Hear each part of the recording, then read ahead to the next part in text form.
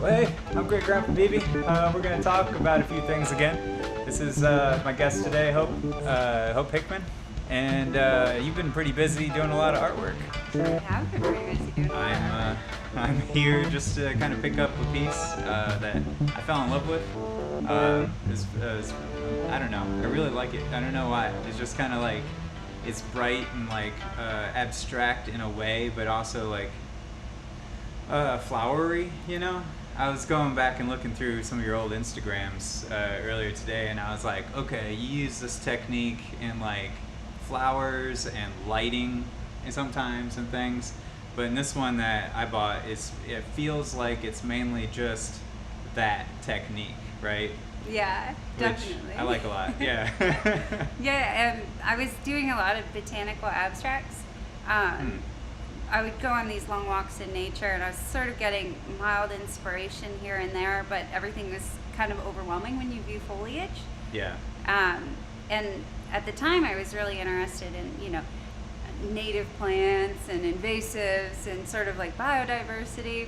Yeah. And there's a feeling that you get when you view like a large swatch of foliage Okay. and native plants where there's pepperings of all different types of species, right? Yeah, oh yeah. And your brain doesn't really recognize the individual species unless you know the names and know the things and know Right. a lot about it, but most people still have a recognition of different pattern and relationships and kind of frequency and movement. And so Yeah. I was trying to simplify that experience into just kind of an impressionist botanical Yeah, scape. impressionism. That's what I was thinking too. For Yeah. sure, yeah. And yeah, but I like what you're saying about the like patterns in nature and whether we recognize them or not.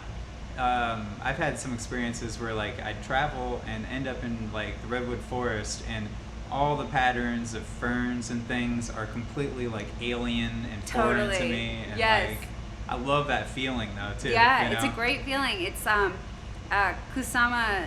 She's this pretty prolific contemporary artist, and she would often talk about how human beings are super turned on by the concept of abundance.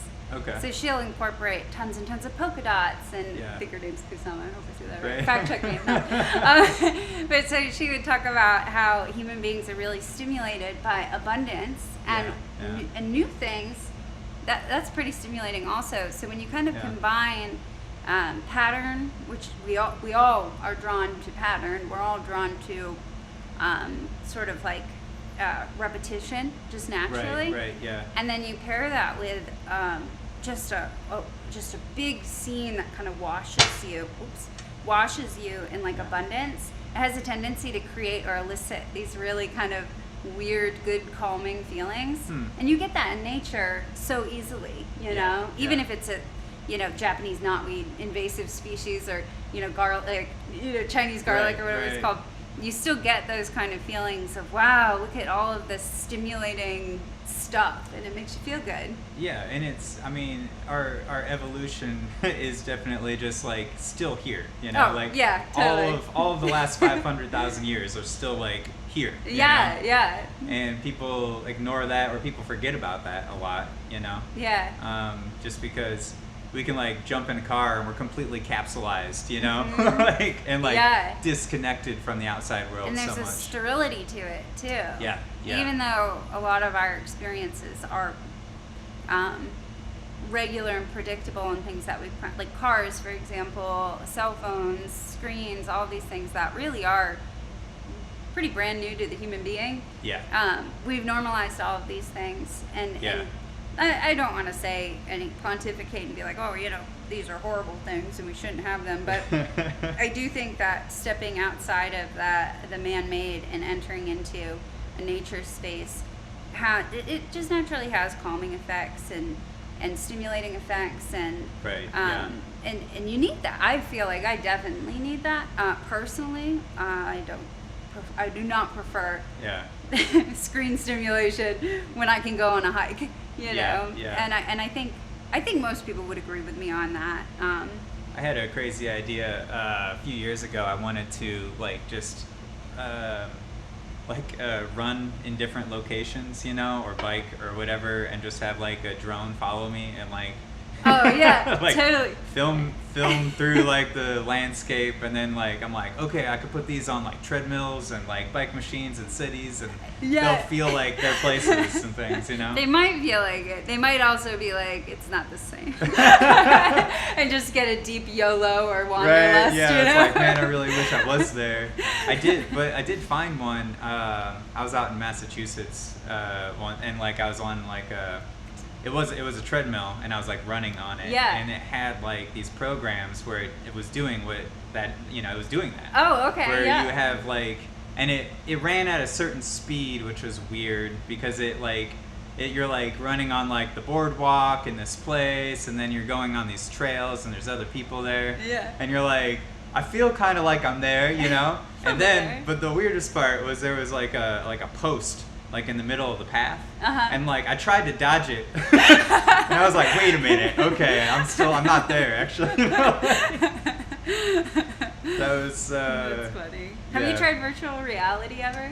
Not a lot yet. Okay. Yeah, I'm definitely curious about it, and I got one of those things where I put my phone in it, and I can like you put it up, and like you're looking around a room or a galactic roller coaster game or whatever it is, that it's like all guided stuff. Yeah.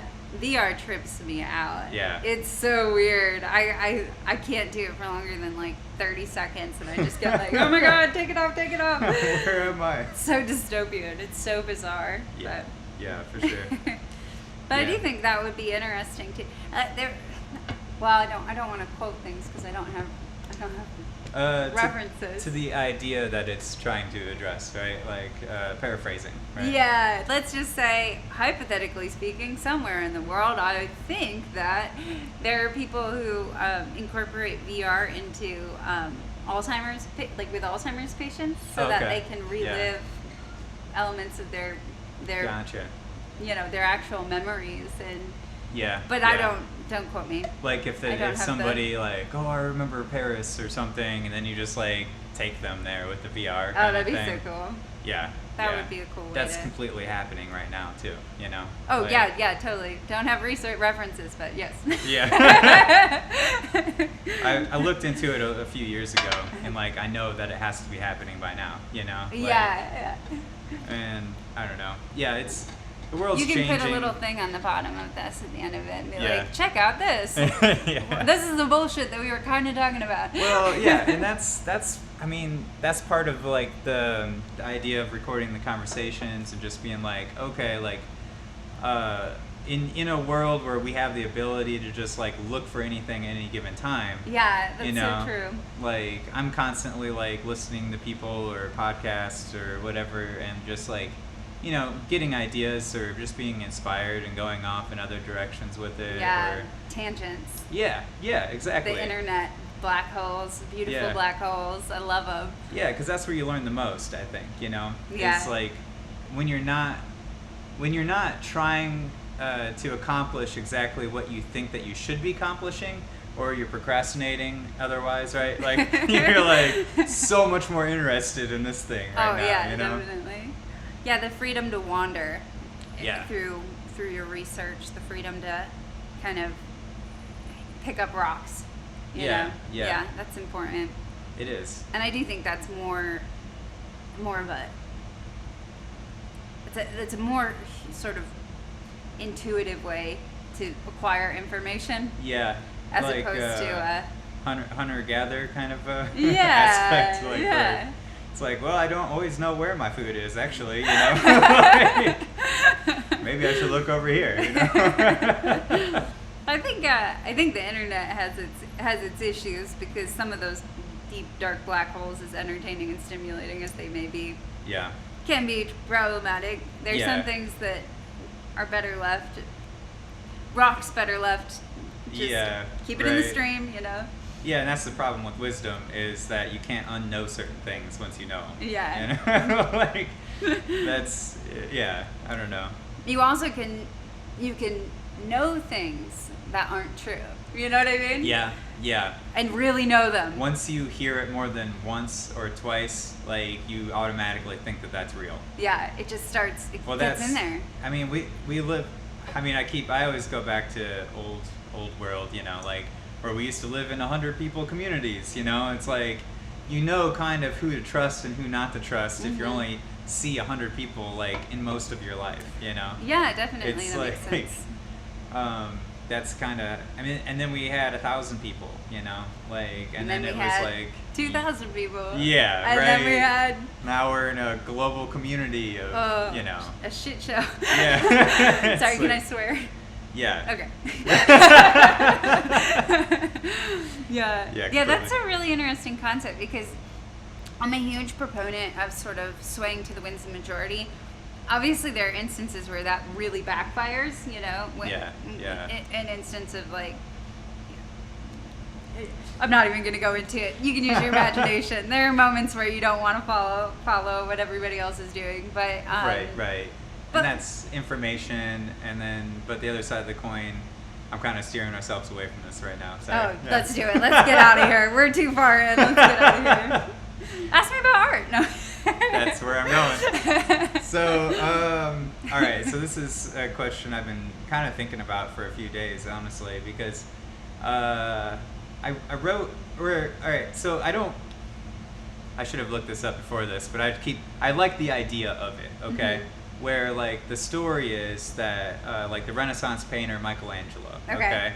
He apparently he was commissioned to do the statue of David, and he like was set up in this cottage where he had like a servant and all this for months. He worked on this, but for months he didn't do anything at all. Like he didn't even start. He's just like in a room with a big block of marble, you know. Yeah. And like, you know, after a few months or 4 months go by, they're like, so like, you know, where you at on this, man? You know, like, and he's just like, oh, I'm working on it, you know, like, like the idea being, you know, like that he's just visualizing every part of the piece before he started, you know, Yeah.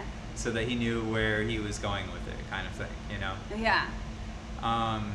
Okay, so second part of this, I don't know if you want to say anything right now or not about that, but all right, so Jean Girard, or the Mobius, right? Like, he talked a lot about art in terms of almost just like 100% full go, like, hey, I'm just gonna sit down and start, you know, just pen to paper and like for no reason, for nothing, for like to try to make the most nothing. Oh, okay, that's a texture. Okay, you know, like whatever happens, kind of like almost modality of I just got to sit down and do it. This is just what I do, you know. Yeah. And like those seem like two kind of polar Totally opposites. Yeah. And two both great artists in their own right, you know. Right. Yeah. Um, And the question is, where do I? right. Where am I on that Yeah, spectrum? yeah. Well, I don't sit in a cottage with a servant Okay. for 6 months, so we can rule that out. Okay. Yeah. I have to make money. Right. So Yeah. I'm definitely more on the Jean Girard side of things. Yeah. But also, I'm still so much. I was telling you, I studied for the longest time. I was just in academia studying math. Right. Okay. And about 3 years ago, I made this switch from academia to basically rogue Appalachian folk artist, right? Yeah. Yeah. Which isn't really in line with my personality, but Okay. I made friends with a potter Yeah. who was in Appalachia, and he just kind of took me under his wing. He's awesome. His name's Nick Friedman at Duck Pond Pottery. I'm trying to think about the address. I think it's 1805 Greenville Highway in Brevard, North Carolina. You guys should go. Check it out. Yeah. But yeah, and I think Michelangelo, or the more cerebral artists Yeah. who spend a lot of time, who ferment their concepts, and they have, you know, the clockwork going, and I think that those artists are wonderful and fascinating people. I have not been exposed to mentors who do that. Okay. most of my mentors, and ceramics also, because my original background is in ceramics. Yeah. It's sort of like you have to make 100 of something before you've made one. Yeah. Yeah. Everything breaks in ceramics. Okay. Half of it's muscle memory. Right. You just have to make a ton of, just throw shit up at the wall, something's gonna stick. It's kind of the mentality. Okay. You don't, or at least I don't. Who is the? I'm kind of all over the place right now. But who is the author that said, write drunk, edit sober, write every day? It'll be at the bottom. No, Either like Vonnegut or man, I'm trying to think. Yeah, because I stand by that too. Yeah, we can Google it later. Yeah. But as somebody who's in an education phase, and I'm in an iterative phase, I'm sort of like learning as I go. If I'm sitting there just thinking about stuff, Timothy Leary said that. Maybe, yes, sure. Fact check, later. Yeah. Yeah. I'm pretty sure. Yeah. Cool. Sorry, I was. Cool. Yeah. But it's like when you're in the creation phase, like I personally need to get my hands dirty, become tactile, understand the medium, make a bunch of sketches, make a bunch of mock-ups, make a bunch of stuff, physical things. I mean, my brain it's in here. It's a cerebral little space, and then there's the real world. And art happens. Yeah, it happens in here. Yeah. But I think for the most part, real, like, not real art. Who the fuck knows what real art is? But most art that I enjoy is very much in the real world, physical, tangible, tactile. Yeah. Things that you can get up close and personal and like get in the grooves and understand and learn. I think your medium dictates a lot of what your final piece looks like. Yeah. And as somebody who hasn't fully developed my style, so Michelangelo, he was like, it's all very classical studied craft, Yeah.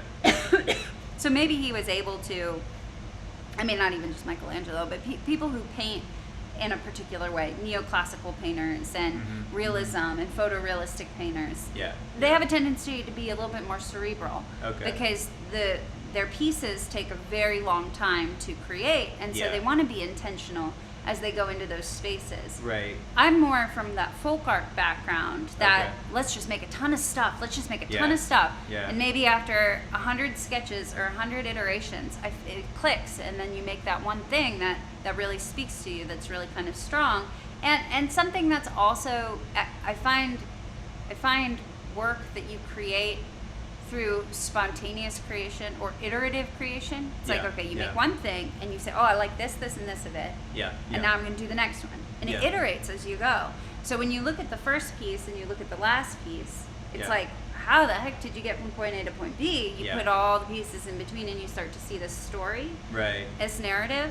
I like to think of the journey of art as being very, like, non-linear. Right. Right. Because Picasso, really any Matisse, the final paintings or the final pieces that they end up making in the latter half of their art career always starts to return back to sort of the child expressive. Infinite circles repeating. Constantly, yeah. It's like you start here, this is point A, and like you start to go over here. Okay, there's really no further progress or back. At a certain time, if you're thinking about craft, there is. If you're trying to make this beautiful, expressive, neoclassical, like perfect shading and tones and lighting, and you want to get all those things. Yeah, there's like a clear, like, you weren't good at this, now you are, kind of, like, exactly. Yeah, that's like more academic. Yeah. Not even academic, but more like, because actually I think a lot of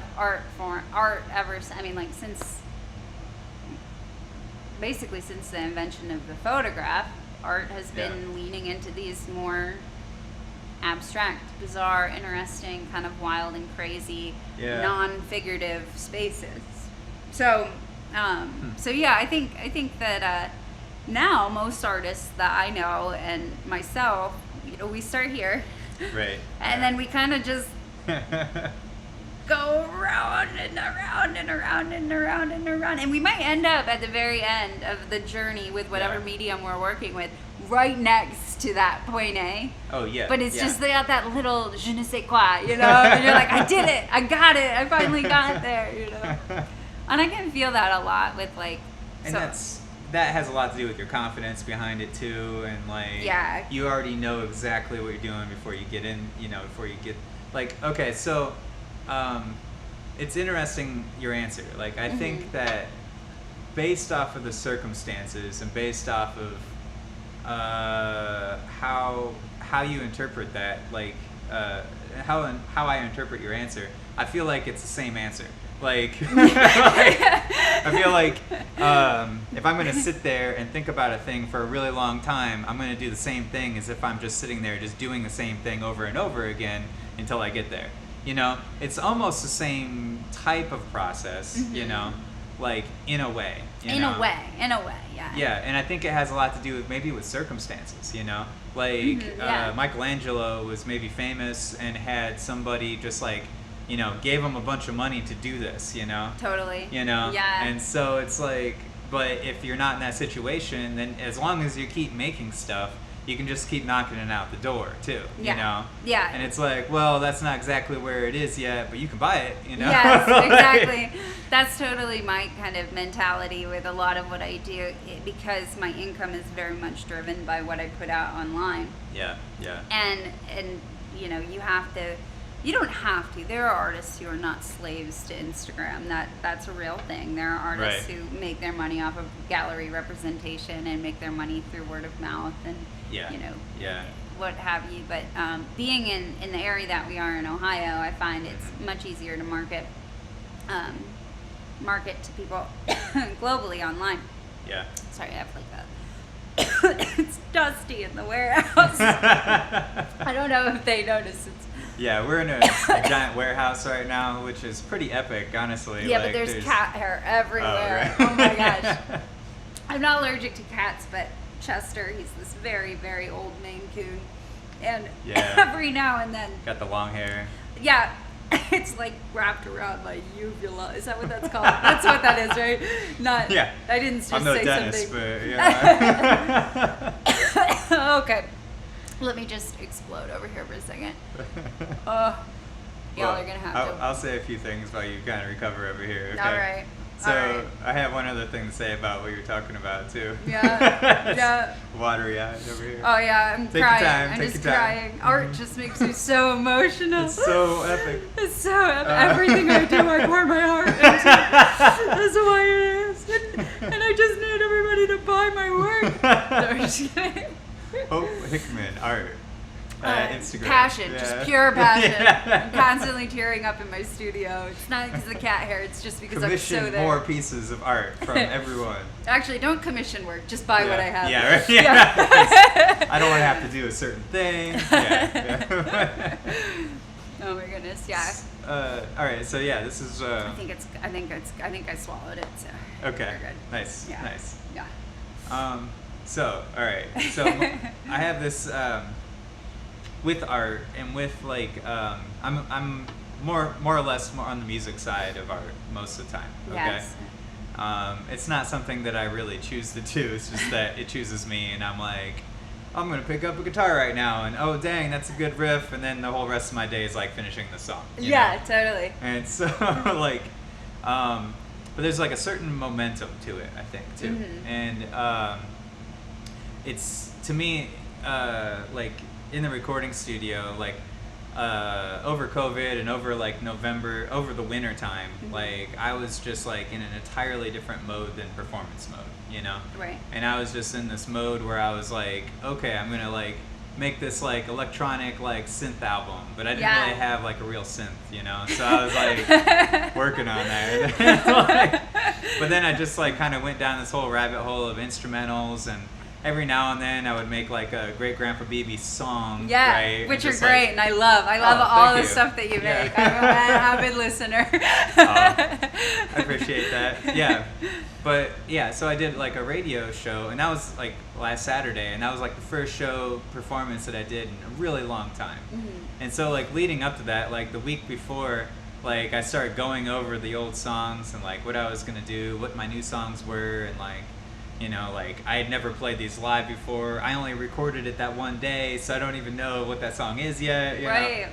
And so, like that first week, it was real rough. Like I didn't know any of the words of the songs anymore, and like, or I didn't learn them yet, you know, Yeah. and all that. And then, so, but it was interesting how like I didn't really practice it. I was just, the songs would just pop up in my head, and then I'd write down notes. I'm like, oh, you know what the lyrics should be in this song, and you know, or oh, like I should cut out all of these parts because it doesn't make sense to be there, you know. Yeah. And so like I'm just like all week I'm like sculpting and sculpting in my head kind of, and then I make it to like the Wednesday before, and then I was like, okay, I need to sit down, just record an hour, you know, see what happens, Yeah. and then that hour that I did turned out to be like the main foundation of like what the set would be later, you know. Yeah.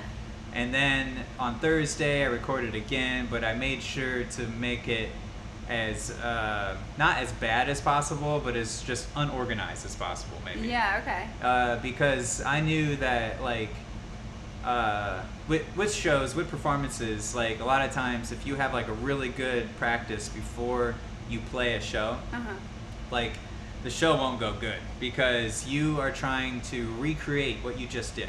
Gotcha. And that's almost impossible to do. Yeah. You know, so if you play really bad or just, I was like. So basically, I just set my standards really low.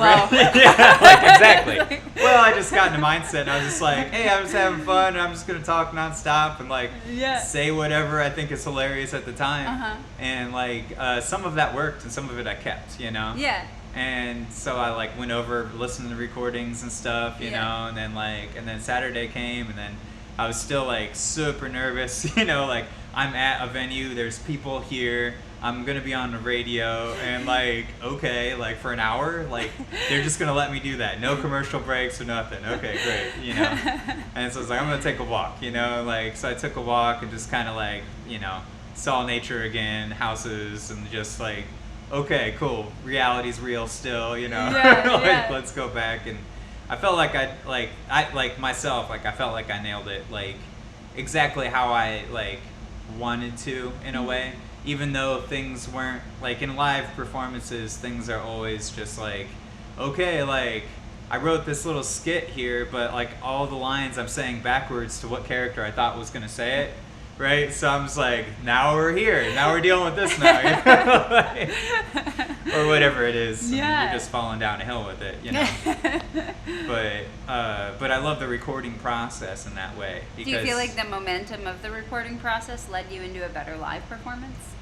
Yes. Okay. Definitely. Yeah. I've just been around recording equipment for so long too that it's almost second nature in a lot of Okay. ways. Like where like every day I will just be with my phone and be like, oh dang, that sounded cool. You know, I'm gonna hit record real quick because I'm not gonna remember this. You know. Yeah. And then, like, but that's a cool progression, and I like how that ran or Yeah. something. You know. Yeah. And sometimes something will happen with it, sometimes not. But like it'll be on the phone, and then I like so like 2 times a week I'll be like, okay, I need to like dump this on the hard drive, get it off my phone so that I have more room, and like, you know. Yeah. Just constant, but that's the iterative thing. Yeah. So yeah. I think earlier you had made a comment that like with, you know, the Michelangelo concept, right? Yeah. That you can iterate just within your mind, Yeah. just within your cerebral space. Yeah. I think there are a lot of limitations there. Because the Yeah, process of well- actually bringing something into a physical reality, music or visual arts, Yeah. that process of bringing it into, there's so much learning because our minds aren't capable of like really, no matter how brilliant you are, Right. our minds really aren't capable of finding all the problems and the nuance and the mistakes Yeah. that lead into innovation at the end of the day, you know. I agree and I disagree, you know. Oh, okay. Well, Yeah. fine. All right. Oh, fine. I thought this was my interview. No, Point I'm just kidding. counterpoint here. No, go ahead. I'm just kidding. Yeah, because I think that both are relevant, you know? Like, I think I make progress in both sides of it, though, you know? Oh, yeah. Because that's true. That's very true. You're if right. I'm just, like, falling down a hill with it, I'm just going with whatever, and whatever happens to pop up does, you know? You're so right. And yes. that's great, but, like, in my head, like, I have visualized this over and over, Right. like, the intro part, like, what am I going to say? Who am I going to be? How do I act this out, you know? Like, Yeah.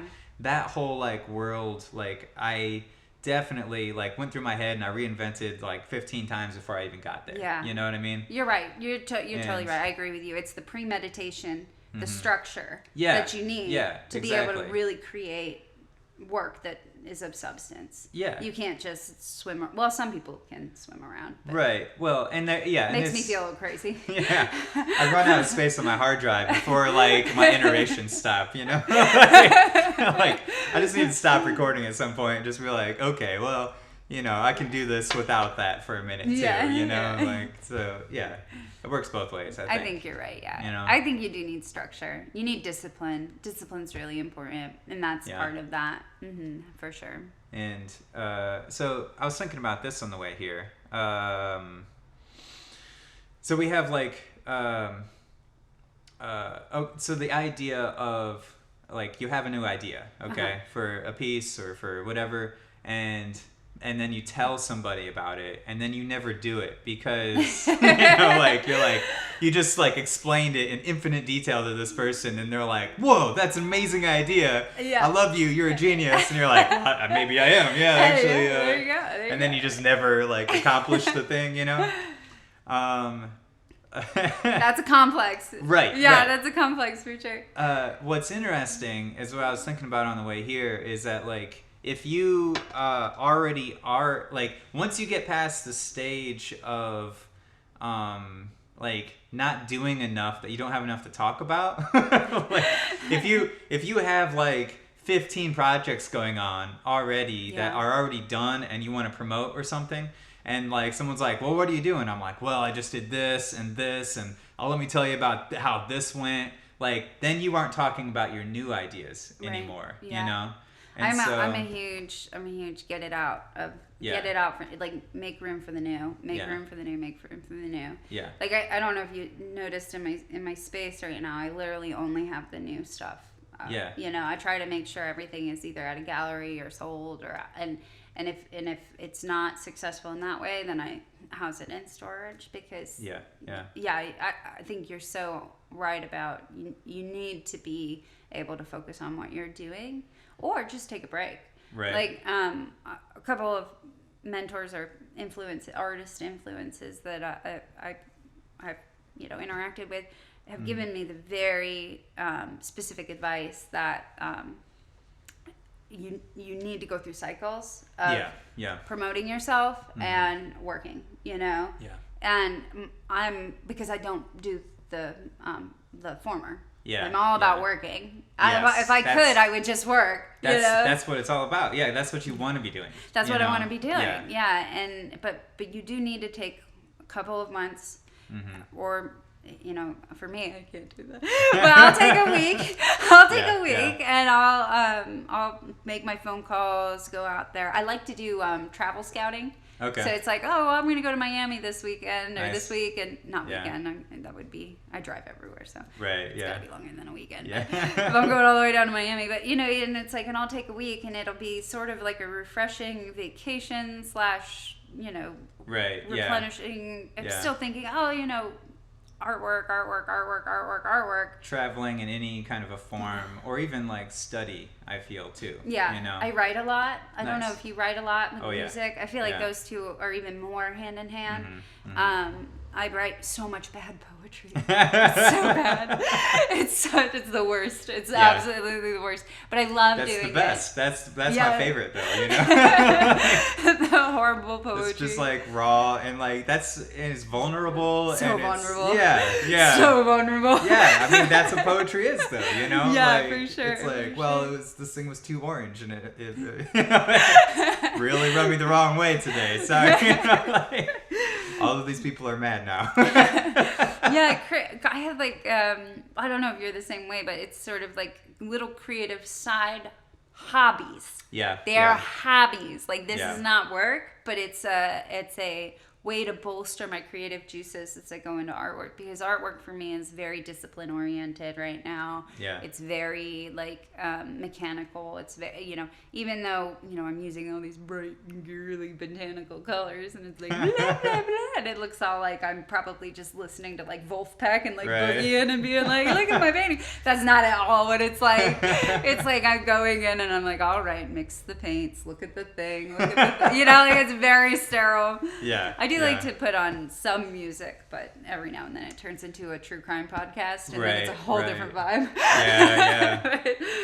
But That's hard, and especially if your art form is writing, it's very hard to have music with lyrics happening. I always find too.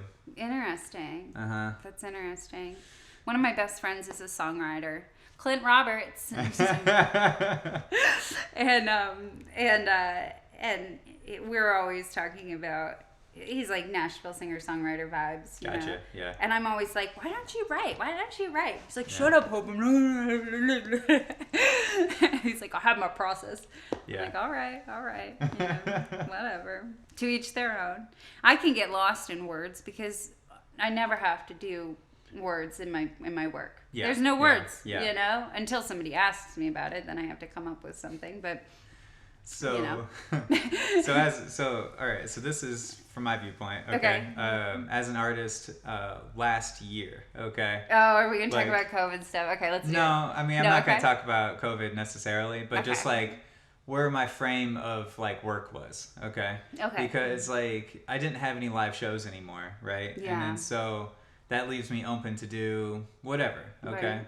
And I didn't necessarily like have to make money at the time either, because like I had moved back and I wasn't paying in rent anymore. So I was like, Yeah. cool, this is a great situation. Yeah. So I was like, all right, I'm gonna write an economics book today, you know. And then I tried to do that for like 2 months. Fascinating. Where is it? Yeah, well, it's in pieces and parts all over the place, right? And like, but that never finished because by the time I got to the end of it, I was like, okay, well, this economics book would be way better if it was a website, and this website would be like a, like a build your own social media event little platform where you have, a moderator and these things happening. Very and all this. iterative. Right. Yeah. And so I was like, okay, this is what I need to do in the world, you know? Yeah. And then so all summer for like 3 months solid, I studied, HTML and CSS and JavaScript and like just buried myself in it, Wow. Didn't like play any music at all, you know? Oh, wow. Okay.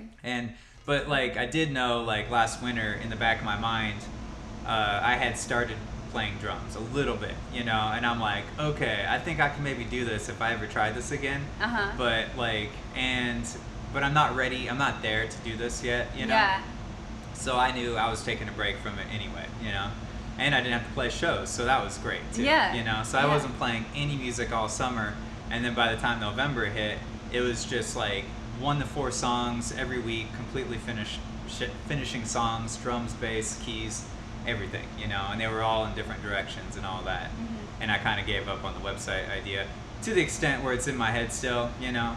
But like, I don't know, I just kind of got burned out on like coding and like. Coding sucks. Yeah. I hate coding. It's the worst. Don't like coding. Yeah. Don't like screens. Don't like coding. And then. I'm impressed that you made Right. it that far. Right. Yeah. Yeah. I know to look at it what kind of code it is now. You know what I mean? Cool, Which there is you like. go.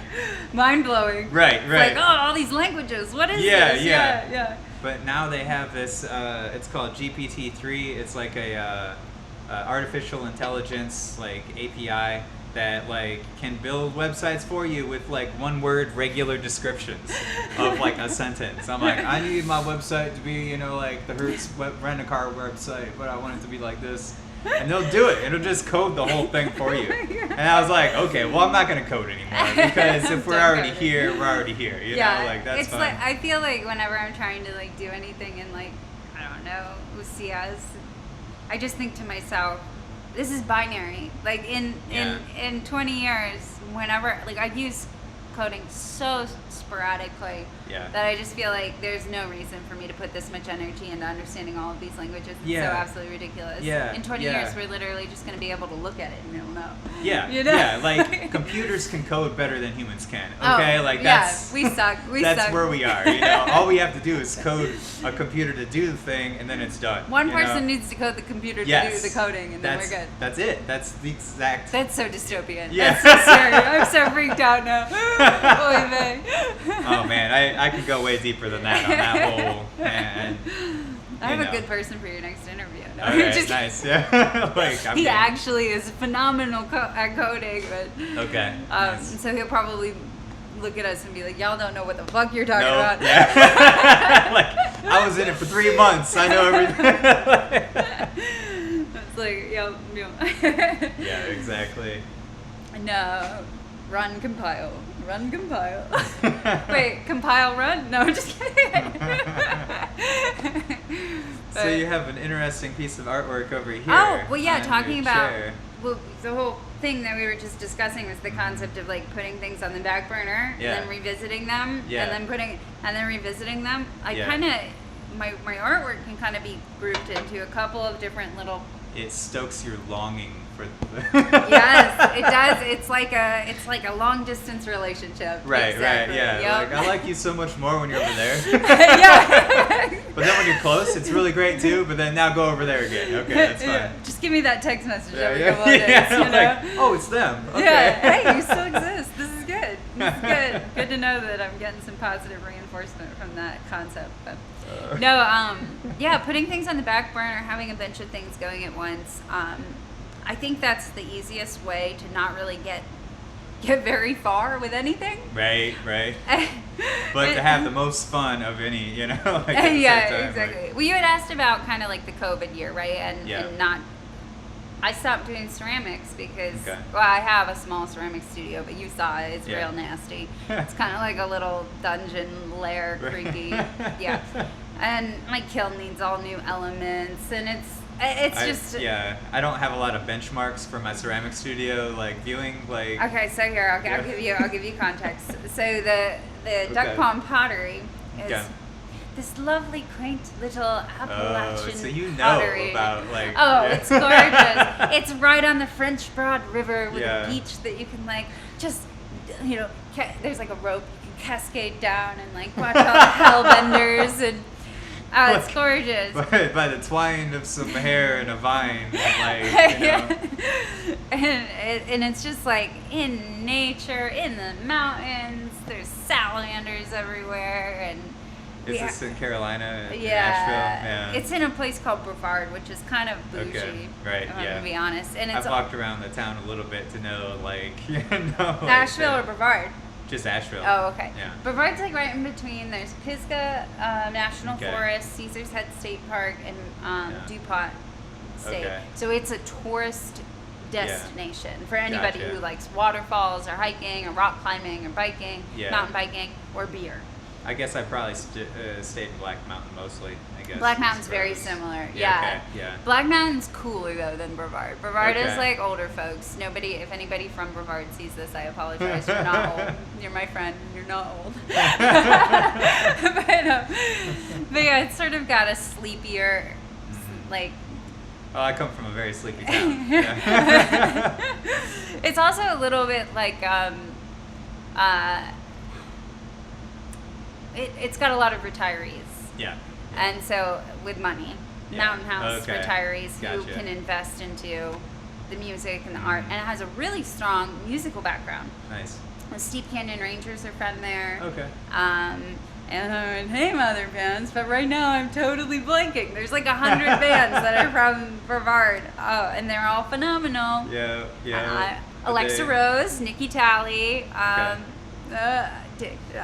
Don't worry about it. Just got to break up. Google it. yeah. Brevard. But yeah, it's a really cool. Oh, Clint, my best friend. Okay. Nice. Great. Yeah. But yeah, so Brevard it's a neat little town, and the pottery shop is right on the French Broad, and we have this big deck, and we would do these things called duck pond shows, Okay. and artists would come, musicians would come, and they would play Yeah. little, not little, like, they would play their music, and Yeah. you'd get about maybe 100 people at a duck pond show, and it was So is it like rubber ducks or like actual real ducks? Or? So the name comes from Nick Friedman, the guy that owns it, my mentor. He was in Florida and lived on a street called Duck Pond Lane, maybe, or Duck Cool. Pond Drive or something. Yeah, And that was yeah. where his the other pottery shop was. And then once Okay. they moved, they just Cool. kept the name basically. Yeah. Ironically though, there's a lady, I think her name's Mary Ann or Mary something.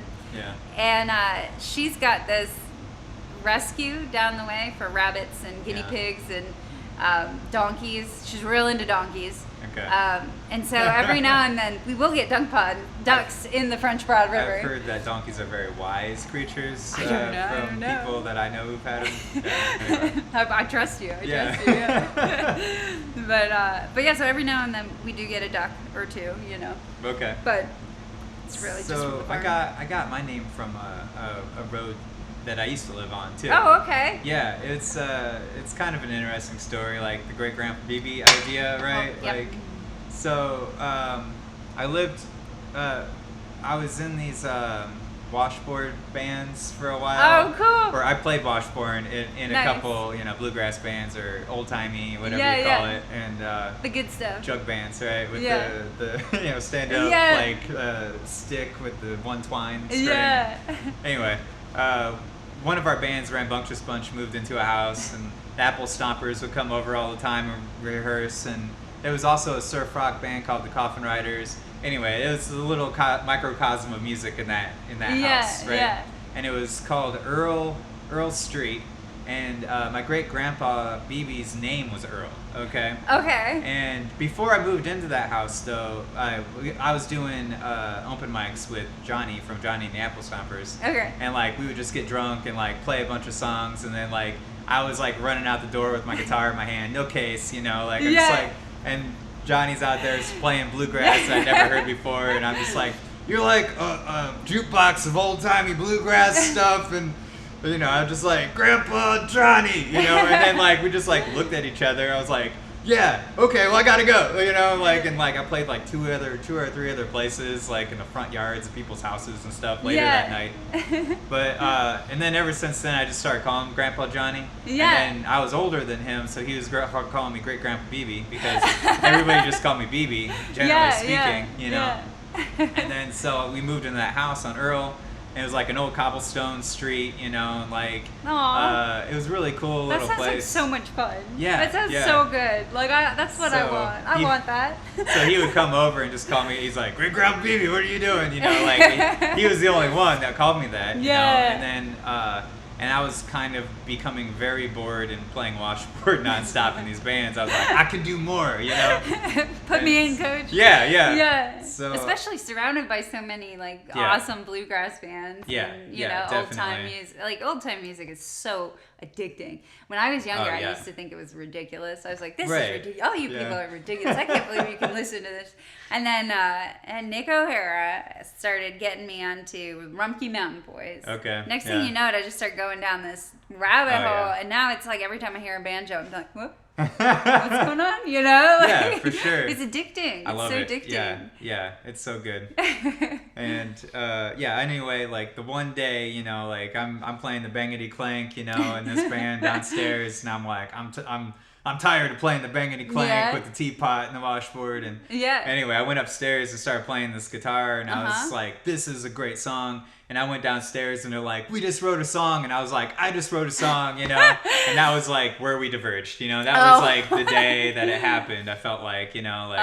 Okay. Yeah. And so I ended up recording a whole album in that house and with remotely in other places Yeah. with, people I knew. And Oh, that's awesome that you got the experience though to be around Yeah. such a Yeah. a group of fellow musicians. it's always what it is. It's always pockets of people, Yeah. that I'm always just jumping from oh, okay, I fit here. I'm just going to follow these bands around now, Yeah. And then, okay, these bands are great. I'm going to follow them around, and now I'm with this band and, whatever. And then, I'm learning how to dance now or whatever, Yeah, yeah. like, That's awesome. I feel like with musicians in particular, which tend to be a little bit more gregarious than Right. than visual artists, Yeah. they that's something that experience of being able to hop around these sort of social groups and create collaborative work constantly. Yeah, Something yeah. I'm so envious of. And just so envious of. I've always wanted to have sort of my tight-knit hub of visual artists. Yeah. And it hasn't panned out yet. And I this particular area Yeah. in this Akron area. In West Asheville, there's tons of artists, Yeah. But I've been glued to my mentors. Yeah. And so, I'm sort of... So those become your own kind of default pocket almost. My pockets are much like older artists. Yeah. More, more, what's the word? They're established artists. Mm-hmm. And so that younger, more vibrant sort of that newness, very experimental, a willingness to fail. Right. That's still happening at that point. Yeah, that's something that I really hope to achieve in the next year and a half, 2 years. Yeah. And kind of the Groundhog Show, the event that's going to be here, cool. It's that's kind of the intention, is to network a little bit, even if it's not, necessarily my tribe that I end up finding, but just to, in this area, try and create more of a conversation between visual artists. Yeah. Because it's not as fluid as musicians. And I think it lends itself. Yeah, I think I end up hanging out a lot more often with musicians, even though I'm musically just a barbaric animal. Right. I can play the, what is the dun dun dun dun dun dun dun dun. What is it called? Yeah. Dun dun dun dun dun dun dun dun. Yeah, I know what it is. Yeah. I'll do the Entertainer. It's the song from Big where they have the big piano and they're playing with their feet. Yeah. But yeah, and then I gravitate towards musicians because of their gregariousness and it's forced, like I don't know, like I was always wanting to be by myself a lot, wanting to kind of like work isolated in a lot of ways early on, but my friends would always just like pull me out into the world, and I don't know. I mean, like, I don't know. From my own perspective, I was just like super shy in like high school and all of that. And then like, I was like, okay, here's marijuana. Like now I try to do the world, It's like, oh, this is much better. Yeah, I get it, but then like I had to like retrain myself to like talk to people, Yeah. It had a lot to do with like moving. Talking to people is hard. Yeah, That's it is. so hard. It's so is. hard to talk to people. It's because it's the same thing as poetry. It's like you're putting yourself out there and you're completely vulnerable to your own reactions to things, Yeah, definitely. And like if you don't have like a filter of like pausing and then responding, or if you don't really... Yeah, I'm really bad at that. I'm sure everybody listening to this is like, God, she just keeps interrupting him. I'm an artist. I don't talk to people. Yeah. Well, that's the art of conversation, right? Yeah, the art of conversation. There you go. I just remember early on like having 5 answers for a lot of things when people would talk. And then I wouldn't say anything because I didn't know which one to pick, and I didn't know who I was, or I didn't know if what I was going to say was even correct. Right. And like it took a long time of just reading a lot too, to like really understand like, okay, no one else knows either. Good. I could just make this up, or at least I have, numerous other ideas to fall back on that like I are my favorites, like, and I think that's how all art really strives to, all artists like become their own thing because of the fact that they're doing their favorite things that they've picked up. They're like collectors of things. Right. Yeah. And like, because I don't know, I mean, forever I'm just like, oh, this is kind of in the style of, Mastodon or Grandpa Jones or whatever I happen to be going for at that time period, or whatever is like what was in my head, kind of. But and like you're like, well, I would do it like this, or maybe I want to add some Bad Brains to it, or maybe I want to add some Ralph Stanley to it, or whatever, like, and like that's in my mind, that's how I approach it, Yeah. And to the point now where it's like I don't think about that as much, like I think more about the piece and the song as its own entity and its own emotional character, and I'm like, okay, well, it's getting low now, so maybe I need to bring it back up, where it's more like it's more fluid in those ways now, and that just takes a long time to get to. Yeah. Yeah. That makes sense. But like with the community thing though, like it helps in ways where you see the techniques, and you see techniques that are right in front of you happening, and it makes it so much more tangible. And you see people failing. That's true too. Yeah. Yeah. Failure is so important, and I think that relates both to community of other artists who are experimenting, and also conversationally with the vulnerability and like the willingness to fail and to kind of like put yourself out there just in general. Yeah. And I do think that like if you're an artist but you're in a hole and you're completely introverted making your work. Your work is going to suffer for it. Like there's going to be disadvantages there, and of course everything's a balance. You know, you can't just go out and get wasted and call yourself an artist, and you're going to have beautiful art because you're so social. Right. You know. Yeah. And there's like, I mean, you're Edgar Allan Poe, right? And that's more of a musician thing than a. Right. No, you're just kidding.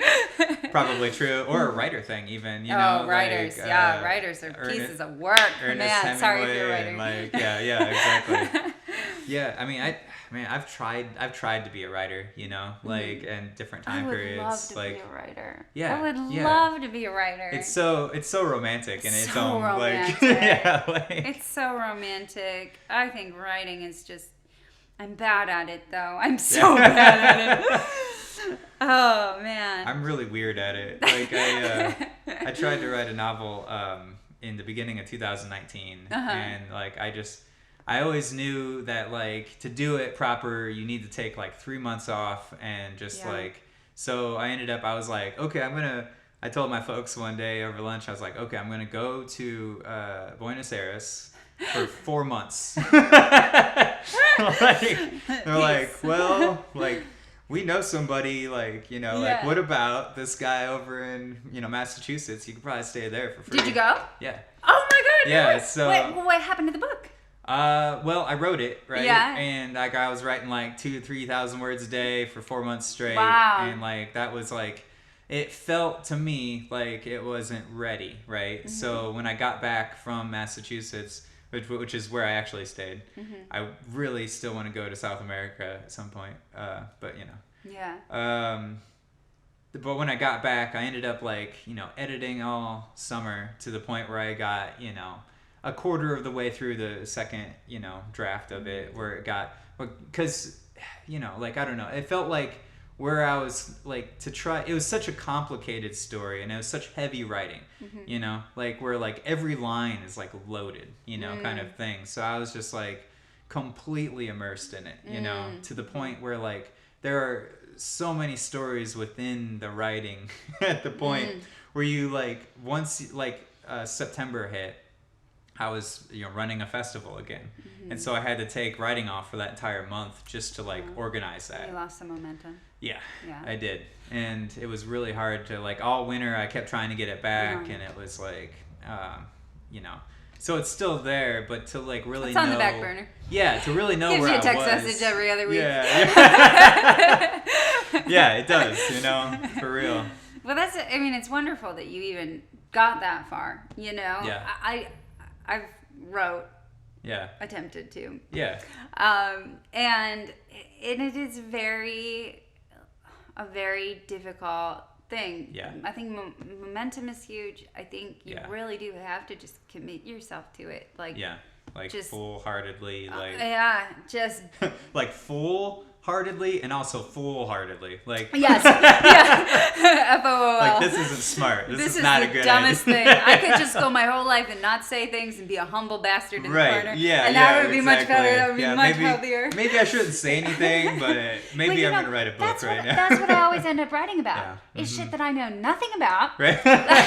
So, for example, the first novel that I attempted to write was the Dakota Access Pipeline protests. I went up there. Yeah. I went up there. Nice. And it was the most humbling experience. I bet. Yeah. Oh my God. But that's what it's about. I mean, it was like. Oh, I was. It was. I felt like such an idiot when I went up there, and I was like, man.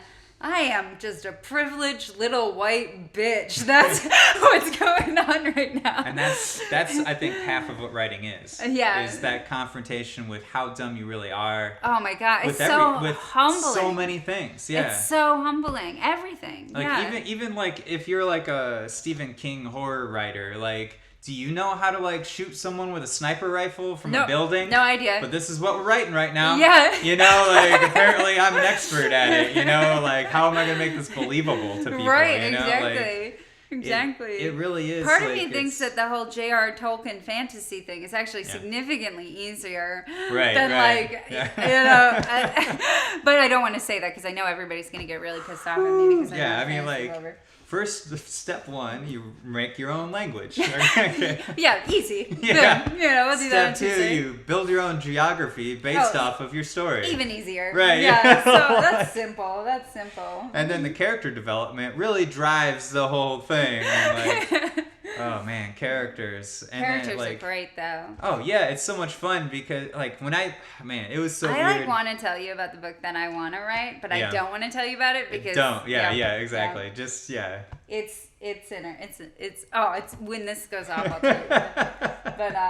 But I'm such a bad writer. I don't think it'll ever happen or come to fruition. Yeah.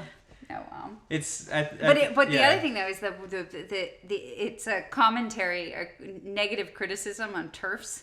Okay. Right, Trans exclusionary radical feminists. Okay. It's kind of poking fun at them and like showing how they're idiots, but while also indulging in like all these concepts that I know nothing about. Right. Yeah. Because really, like all of like any concept, so to say, is lacking in something, right? Oh yeah. Like when you get to anything that is like an organization of humans or politics or religion or institutions or power, like all of those structures have always failed. Yeah. You know, to the point where we're like, okay, there's no such thing as utopia because no one knows how to organize people in a way that's dynamic to the individual. If we knew how to do that, we would all be doing that. Yes. Everybody would get on board and be like, yeah, let's do it. Yeah. Exactly. And that doesn't exist. But that's why I love why I love fiction. Like when I read contemporary fiction, I am having the time of my life. I think fiction, when you have one foot in real world and one foot in metaphor and symbolism and whatever, you can say so much more. You can be so much more poignant about the the idiosyncrasies that happen in power dynamics and like it's like Aesop's fables, right? Right. Yeah. You can actually get into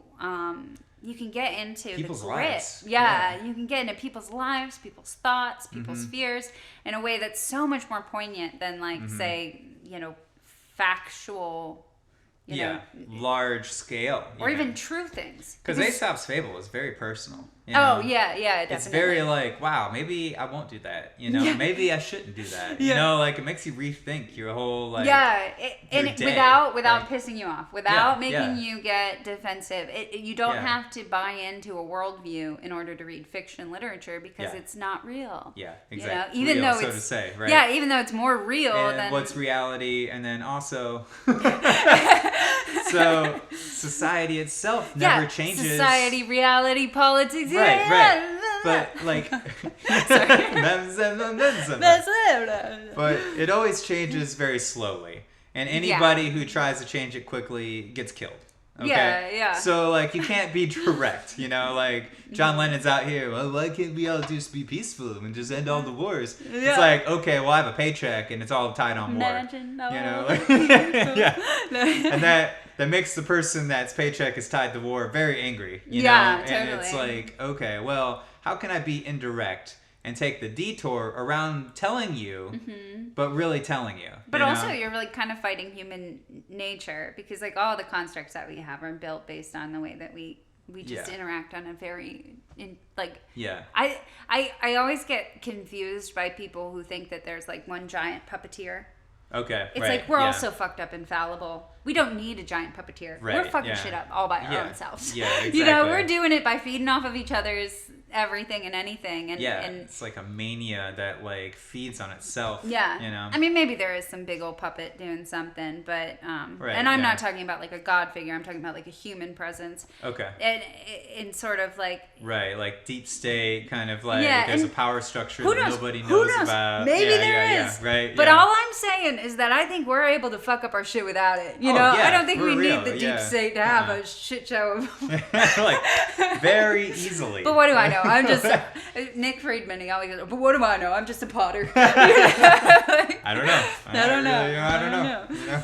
Who knows? We should get out of this. You want me to tell you about my textiles? Cheers to that. Yeah. Cheers to Cheers. this. Yes. Oh yeah, if you can hear it. I don't know if they can hear it.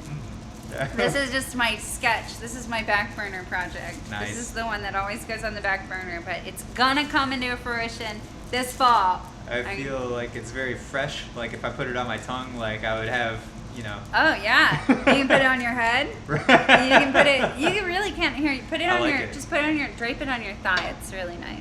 Oh wow, it has some weight to it. Yeah, it's really nice. I'm gonna make giant blankets of them and then Yeah. treat them like canvases and decorate them and then let it take me wherever. Yeah, Isn't that nice? right? Isn't that nice though? It's nice. Yeah. It has such fun movement and the whole thing, nobody else is doing it, probably because it's a ridiculously stupid thing to do. Well. And it takes a lot of time and it's very tedious, and at the end of the day It reminds me of like medieval Renaissance. chainmail. Yeah, exactly. Totally. Yeah. I like it because it's so tactile. It feels sturdy too, and even though it's like very movable. It's very sturdy. I've dropped it on the cement floors in here 100 times over. Yeah. But yeah, it's just this very ASMR-y. Right. I worked with a ceramic jeweler for a while. Her name was Teresa Reuter. Yeah. And she taught me how to use nichrome wire and earthenware to make ceramic jewelry. Okay. And I spent, I don't even know how long doing that with her. And then I started my own ceramic jewelry kind of little enterprise or whatever. Yeah. And that after 2.5 years, I was like, oh, I don't like jewelry at all. I don't care about jewelry. What am I doing right now? At all. Why am Yeah. I doing this? Mostly because it was a great way to have income, steady income. Yeah. Because you can wholesale these pieces, and they are relatively nice pieces. These are some scraps. These are some throwaways from I like them. Yeah. Thank you. Yeah, they have like just like an extra like light from behind. They're pit fired. I smoke them. Oh, It's this interesting. thing called TerraSig. Nick taught me how to do that, how to sagger fire, pit fire, all these different types of ceramic terms. Yeah. Teresa would raku, which Okay. is just another type of ceramic firing process that you can do. And then when I started to make my own, I would pit fire them because I really enjoyed sort of like the tame smoke fire thing. Right, That yeah. whole process I enjoyed. Compared to in ceramics when you have like wood firing or gas firing and it's like big fire. I'm like, no, I want little fire, I Okay, just want my yeah. little smoky, gooey, low fire, like not scary stuff. Yeah. And then I would make all these delicate pieces. And after a certain point, I became so what's the word? I became really good at jointing the clay with the metal. And it's not the most difficult thing in the world, but it's not the easiest thing in the world. Okay, so that's what's happening here. That's what's happening here. Okay. All of those little joints are all tiny little hand-done, difficult. Wow. Yeah, it's quite the process. And so it's so laborious. It's so expensive. Yeah. It's so like contemporary art. Right, It's very yeah. cerebral. And I was like, what? I really want to do this. I really want to do this. I really want to do this. And I think I can do it. And finally one day. Proof of concept, anyway. That's what this is. That's Yeah. exactly what it is. A proof of concept. And this is going to take me into my post-baccalaureate in the fall with Drew Ippoliti here in Akron. And he said he would, let me come and join his little studio space in a formal class. Good, yeah. It's okay. technically like a School?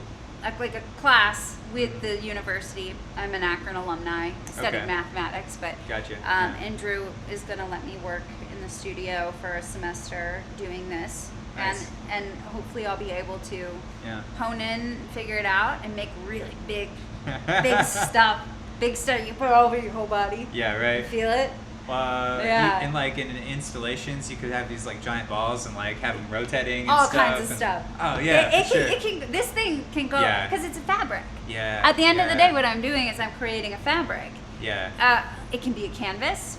It can be a Yeah. clothing, article of clothing. It can be a sculpture. It can be, I mean, Yeah. there's so Oh, many yeah. options. On mannequins. On, Yeah. Oh my God, yeah. Yeah, for sure. I daydream about glass mannequins draped in like crazy, and I'm like, okay, chill out. You still need to figure out how to even like create the structure. Right. Like yeah, right now, yeah. I'm just trying to get the structure right. Man, this isn't even in fabric, you're this just is cutting just to bisque. size. And It's like, not even. yeah. It's just a bisque firing, so it's not even fully fired yet. Okay. I still have to put the gooey glazes and all that fun nonsense on it, but Wow. But yeah, I have this dream. I've had it for Yeah. 2 years now because I was making the jewelry for 2 years, and about a halfway point was when I was like, oh.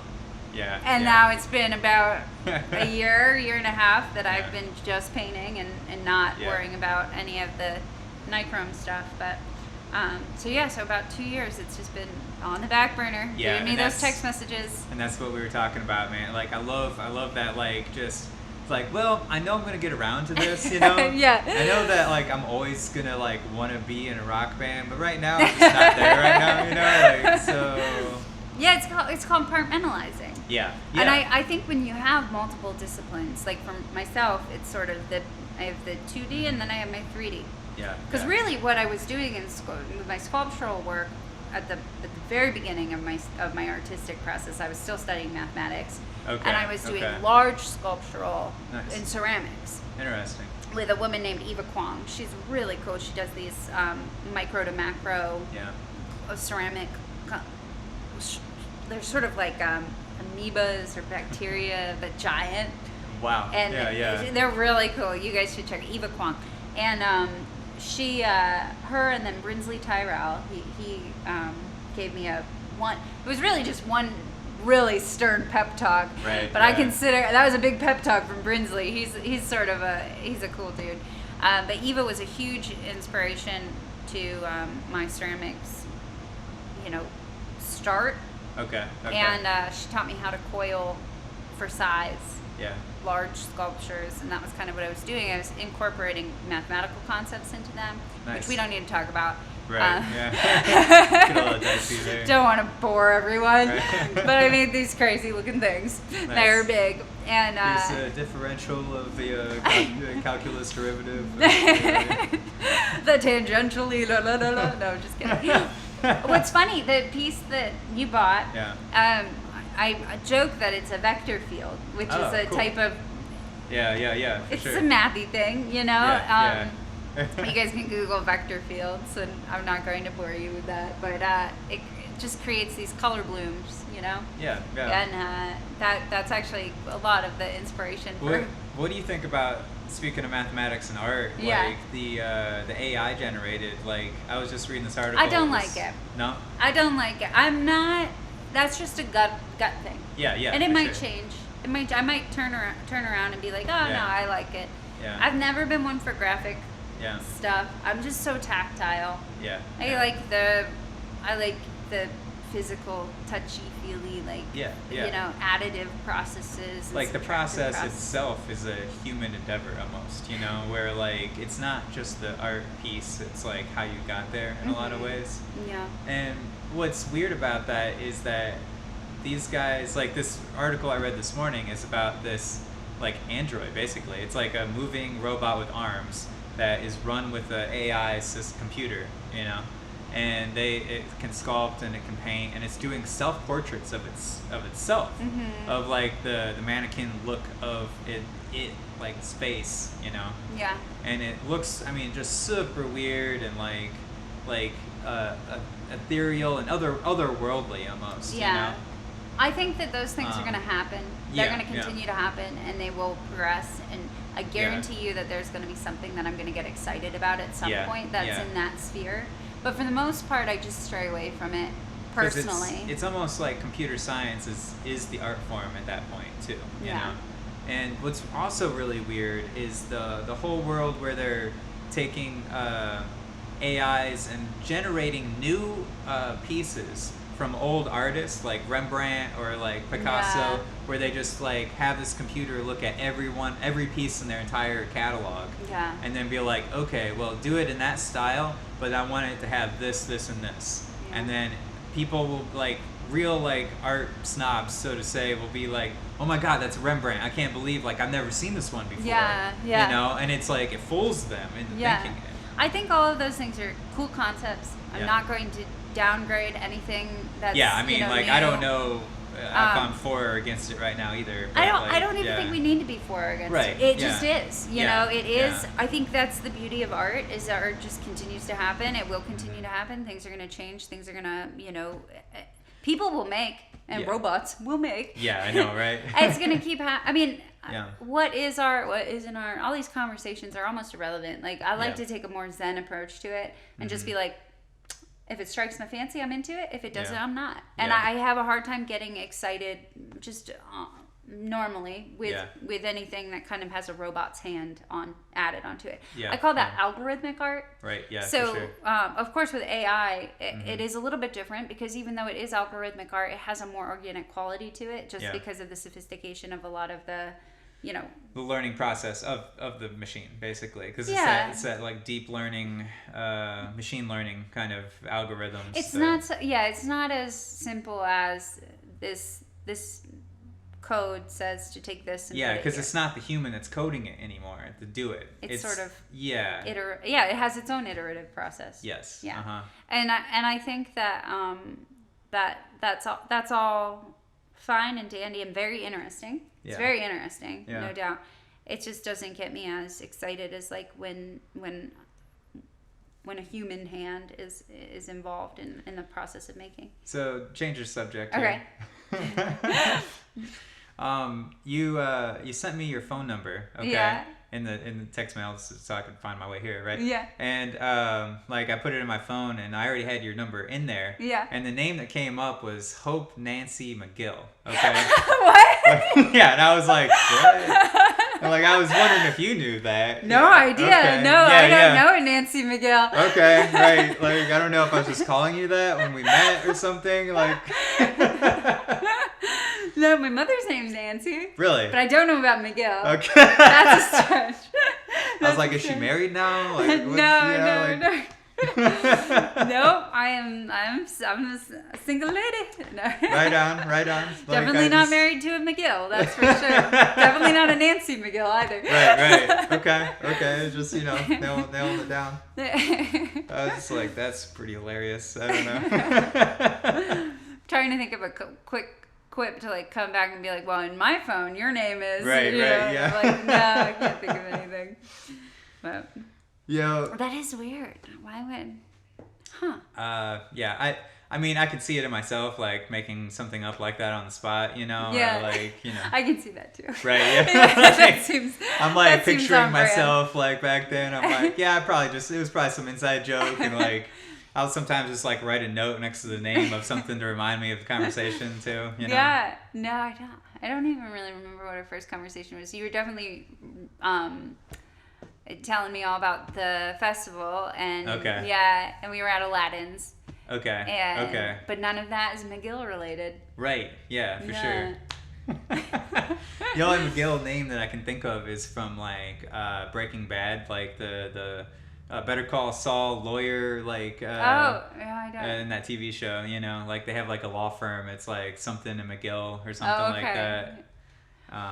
Yeah. Yeah. I don't know. That's gonna bug me. Now I want to know. Like, Yeah, it's been bugging me. That's why I wanted to ask you about it. I was like, do you remember? What if I actually do know, but it's like something real inappropriate that I just like I'm not gonna share it with anybody? Well, I'm sure I'll find No, out just pretty soon. I'm not that good at lying, but just like pull it on the spot. Yeah. Well, cool. Yeah, I don't know. Like, I feel like that's a pretty natural conclusion to the conversation, maybe. Do you have anything else to say, maybe? I can't think of anything right now. I don't really know if I have anything else to say. Art is art, and it's confusing, and people pretend like they have opinions about it, but I mean, people have opinions about it, but Yeah, I think like there's that. there's no truth in art. That's the only thing that I would say. Yeah, right, yeah. I was just, I've been on this whole rant lately of like, there's no truth, only poetry. You know what I mean? Like, Yeah, exactly. because there's, I saw this guy the other day. He's just like, there's no way to explain the phenomenon of the world around us that's happening, and like it just keeps constantly morphing and like changing into itself, Yeah. and like it's beyond our ability as humans to create a language to describe that. Totally, yeah. And so when you say what's nonfiction, I don't know what you're talking about. Oh, yeah. You There know? you go. Yeah. And that brings it back to like why fiction is truer, you know, because like everything that we do is based off a story. You Yeah, know? definitely. It's like, but that's how we Allegory organize. and That's how we metaphor. organize ourselves. You know, that's how like we're like constantly creating this story of like, oh, we don't know how we organize ourselves. We don't know what utopia is. We don't know how, but we do. It's called story. Yeah. And that's how like we trust each other because we have this story that's called like, hey, you're an American and I'm in the American story too, right? Yeah. And so like we just built that and that's just in the ether and that's why I trust you now or something, right? Yeah. Trust is crazy. Trust is Yeah. really difficult. Whereas like I mean there's tons of other collective species in the world though. I think that is an allure to art. Is that there's certain things that speak to you in a way where you have an immediate trust with what's kind of the narrative of what is That's coming true at too. you. Yeah. I think genres, particularly in music, are like that. You know, Very tribal almost in some ways for people like who like now I stick to trust one. bluegrass, Right, whereas right, previously I did not. I trusted banjo now. Yeah. There was a very cultural untrust of banjos. For like all through the 90s and early 2000s. Like, maybe that was from that one movie. Okay. like Divergent or Deliverance. Yeah, Deliverance. Yeah. It's like, that's, yeah. No, what was I going to say there? I think, like, I had a conversation with somebody on the internet, which is never a good place to have a conversation with somebody about, you know. And it the was... rules are different on the internet. Yeah, the rules are much different on the internet. And it was kind of about there's a concept that gets thrown around a lot in the contemporary art world. And they might be right, they might not be right. But it's a concept that floats around, and it is that all art is political, right? Okay, yeah. And that's something that I've heard repeatedly and repeatedly and repeatedly. But like I look at the definition of apolitical as I know it, and I look at the definition... not the definition, I look at objects that have been made. For example, like in ceramics in particular, a mug. Right. A mug. Yeah. You know? so there's like these things that happen, these kind of concepts that there's like this one truth about art. And I think art being this subjective, fluffy, weird like thing, it's just kind of like anything is and nothing is at the same time. Yeah. You know, big statements like that exclude, you know, they're defining then what art is, and it excludes that mug. Yeah. You know? Yeah. Or it finds a really kind of big stretch to get the mug into the bucket. Right. And I think that our definition of art is reliant on how we trust objects of, like, not just beauty, but objects of interest. Because, for example, like, the work that I make is inspired by a collection of artists that I feel connected to. Yeah. And the connection does kind of have a seed or a hand or a foot in the door of, you know, trustworthiness, right? And I think when we look at art and when we what we really like, our likes versus our dislikes, because at the end of the day, I hate it when people are like, oh, I don't get art. You know, it's like, do you like it? Do you not like it? It's okay if you hate all of it, you know, except for like Nickelback, like that's fine. Right, yeah. You get art. That's your thing. That's you know, just your maybe, thing. And you're embarrassed. Right, So it's easier for you to just say, I'm not even playing this game. Yeah. Not playing this game. What is taboo right now? What am I not supposed to say? You know, like that's weird. But yeah, I think that I think trust it controls our relationship with objects of interest. And then that is our personal narrative that is imbued in that trustworthiness. And then that personal narrative is what takes us into these spaces of sort of like big blanketed commentary about our perspective or our experience. So one of the things that people oftentimes bring up with that particular concept that all art is political, it like with the Israeli-Palestine conflict, you know, and so the Palestinians aren't allowed to incorporate, you know, like symbols or like colors, even like it, you know, so like painting a watermelon with the Palestinian colors, a slice, you know, is technically illegal, and you can get in trouble for that. So in that regard, Yeah. as a Palestinian, Yeah. it's nearly impossible To do anything to that's create apolitical. art that's apolitical, Yeah, right? yeah. And so there's and the person I was talking to made some really phenomenal points towards that concept that all art is political, and I do think that it's a valid argument. It's just then I look at that mug, you Right, know, yeah. and what they were kind of saying was that there's a place of privilege to be Yeah. able to make apolitical art. You Right. know? Yeah. Okay. Inherently. Yeah, because if you're completely locked down, anything you do or say is against your freedom in a sense. You're silenced. Yeah. You're oppressed. Yeah. And so yeah. your very existence is. Yeah. And that's why like this conversation is a form of art in its Definitely. own way. Yeah. You Yeah. know? And I can kind of get on here and freak The way relatively. we're dressing, you know? Yes. Like, I ain't got no bra. Sorry. That was weird. Me neither. We're Right. going to delete that. Right. No. But okay, so Now the internet has that. Right. No, I'm just kidding. So, the internet will have everything eventually. I'm going to go back anyway. into my storage yeah. unit and make my paintings, you know. Pretty soon we'll all be like one mind consciousness, hive mind thing anyway. So Yeah. it'll just Okay, be, good. Yeah, good. so it'll just be like, remember back when like everything was like, separated? Now now- it's not. And we'll just be looking at each other and it'll be coming through Yeah. No, I'm just kidding. And we'll be like, can we record this? Like, okay, cool. It's already recorded. Everyone can already hear us? Okay, that's fine. Okay. They just had to tap There's in. no microphones anymore. Okay. But then we'll be super concerned about whether or not people are listening. Well, that's a whole different thing. Like, I've thought about this for years. Like, where, like, I was like, I need to practice Zen Buddhism because I need to, like, control my thoughts Oh, yeah. from the whole, you know? Did you have that complex when you were a kid that you thought that all grown-ups could hear everything in your head? Is that you? Well, I've had that complex when I was stripping before. But, like, I was like, you didn't know I just said that right now? Are you not saying the same thing I'm like, okay, never mind. Are we not both thinking the same thing right now? No, dude. No, dude. Oh. No, I had that comment. I would be like going to bed. I'd be like starting to go to bed, and I'd be in my little bed, and I'd be like, what if my parents put in video recorders? What if those video recorders can hear my head? Yeah. I was such a paranoid third grader. It was insane.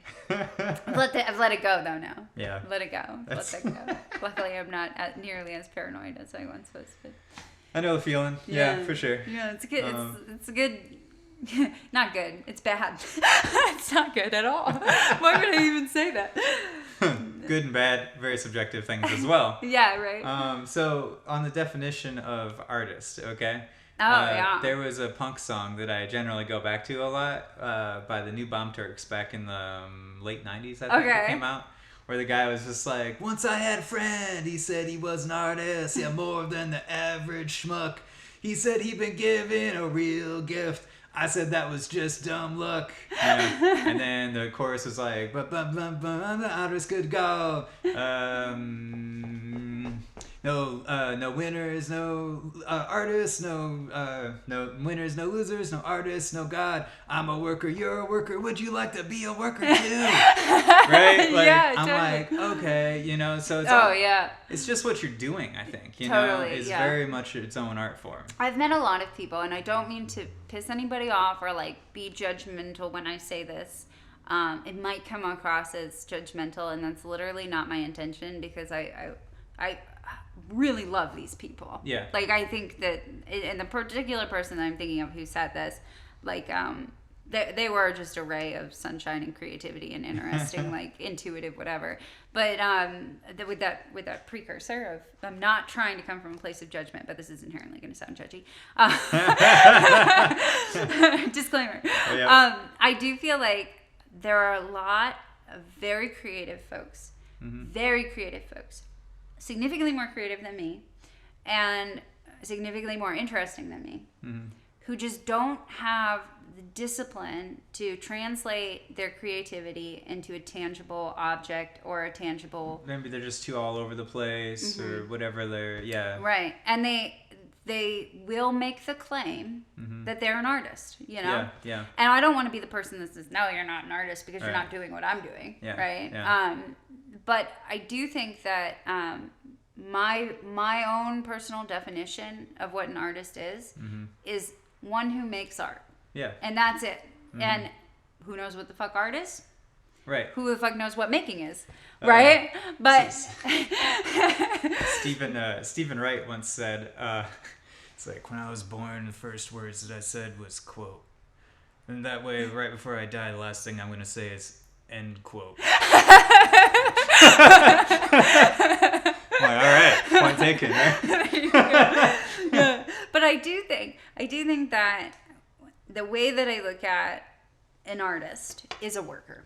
Yeah, it's somebody who's putting in the work and that's showing where, up. That's where I'm at with it too, and I think that I don't know. Our work is very subjective and, totally subjective. and objective and everything else, but to me personally, I've boiled down work, like all work, into like, okay, I take this and I move it over here. Shit and shoveling. That's work. That's work. That's the entire thing. You know? Yeah.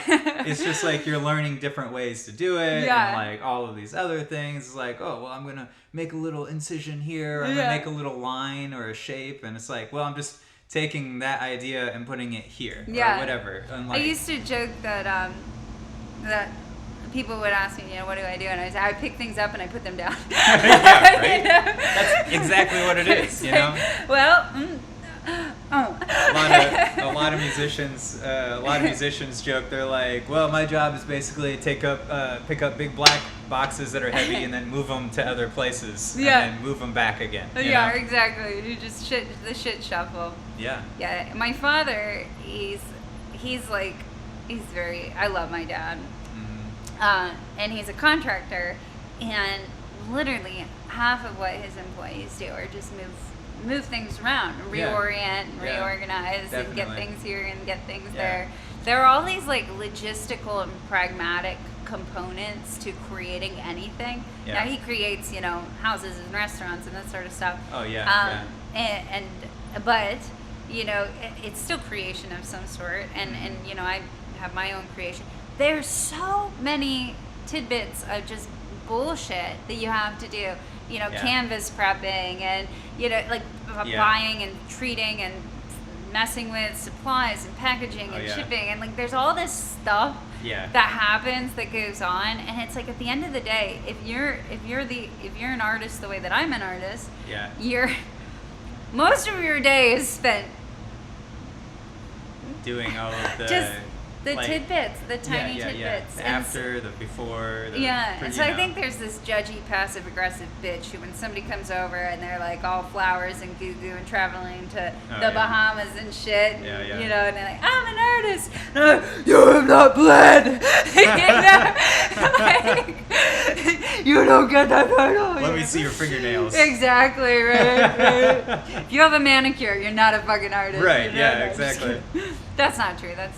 Well, yeah, I mean, even with that's not true. I don't mean that. I mean even with this thing. podcast, it's what else is there beyond just like, oh well, I know people. I'm gonna go talk to people, and then like, well, what's the backdrop gonna be? What's the camera? What's the microphone? Yeah. Like, what's the recording? Like, how do I? How is Hope's dad gonna feel about it? Right. Well, what's the reverb of the room, and how do I EQ it? The giant air conditioning. Yeah. Right. The cat hair. Exactly. Yeah. Like all of the things. The caffeine and the urination and Right. Yeah.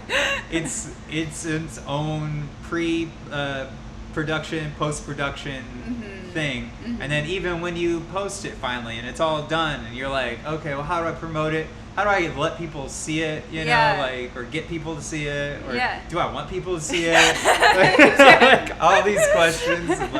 Which is really just for me to feel good later on. When I'm I just want to make friends. I don't know how to make friends. This is how I'm going to make friends. That's interesting.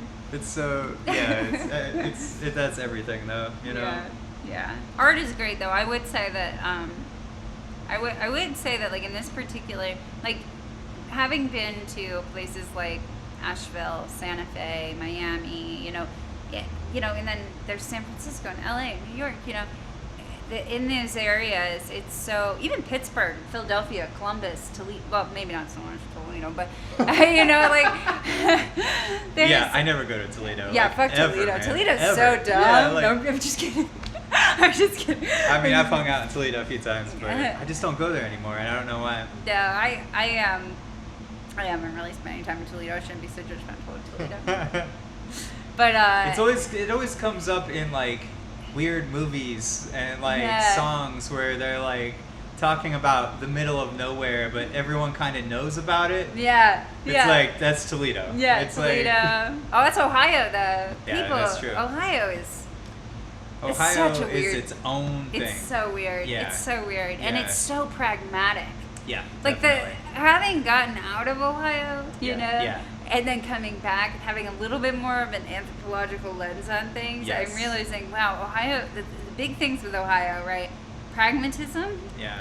and rules. Like, there are so many rules That's in almost. Ohio. It's almost like we're Oh, and healthcare. our entire conversation How today, bad that- like being in Ohio, Yeah. talking about art, we're almost like defending our position to be an artist. Always. That You is know? what Ohio Like, is. That's so what it is. Yeah, That's yeah. so what it is. And my mother, if she ever, she probably won't, Right, but yeah. or she'll watch the first 5 minutes. No, just Right, kidding. Okay, right, now I'm yeah. like, Mom, I love you. That's why you say this stuff later in the podcast. Yeah, 'cause no, it's like, no. well, who are the like so No, my mom has so much of my art, and she's a huge supporter. And you know, she's a great mom, and she's very inspiring, and she lets me do what I want to do, and it's wonderful. But there was a time where she didn't. Right, yeah, There yeah. was a time where she didn't. I think she told my art teacher. She told Mrs. Bowman. Oh my goodness, for a parent-teacher conference, told Mrs. Bowman that don't feel. She was trying to push me into art school. Yeah. My mom told Mrs. Bowman, don't fill her head with lies. She goes, an art degree is a waste of her brain. And Mrs. Bowman after that was so hands off. She was like, yeah, hope no. You can do your stuff over there, you know, like I'm not going anywhere near you, you know. And my Yeah. mom was very, but you know what it is they're terrified that you're going to end up destitute, starving, Yeah. homeless. The like, capitalist mindset prevails. it prevails. Yeah. It's so poignant in Ohio, and There's a lot of worry behind it, and a lot so much of fear. Like, Yeah, yes, so much yes. fear. It's fear based for It's sure. like, oh, I won't have a safety net to help me, or like, you know, I don't know, like I don't have that necessarily a lot of times. I always know that like I have enough friends that like, well, I can fall back on their couches, or I can be in a spot, yeah. you know, and like I'm not going to worry about that part of it, you know. Like, Yeah, and I that's- think if you're going to do something with your life that that is artistic and but not just artistic. If you're going to do something with your life that isn't secure. that is risky, Yeah, you know, or yes. not even just risky, but I don't know what the right word is for this. If you're going to do something with your life that is different, Yeah. you have to be able to mentally cope with the concept of risk. Yeah. And you have to be able to sleep at night And yeah. comfortably. You cannot look. Yeah. You have to set goals. You have to be disciplined. You have to do all of that. But in order to take that leap, you have to have you have to be fully capable of accepting failure and fully capable of accepting risk. And capable of accepting your own individuality and being Yeah. steady as yourself, Yeah. and being steady, disconnected from the group Yeah. in ways at times. Mm-hmm. And you never know what those times will come, really. Right. Yeah. You know, because And they'll you be can't like, you well, can't why? be high maintenance either. Yeah. Right. Can't yeah. be high maintenance. No, Yeah, you gotta Like- you gotta be able to like Yeah. live in your car. Bohemian. Right? You gotta be Just Yeah. bohemian. And it's funny because like you know, I spent a lot of my my academic years sort of bouncing in between two worlds, where I had like you know the music festival scene and that whole like working there, not really Yeah, going. yeah. I never really was a patron, but I was always kind of employed and Yeah. in that world of you know very bohemian lifestyles. Yeah. Yeah. Living out of my car, shed, what have you, and I, like at the duck pond pottery, I lived in a converted chicken coop, right? So I learned about tiny houses, Nice. and yeah.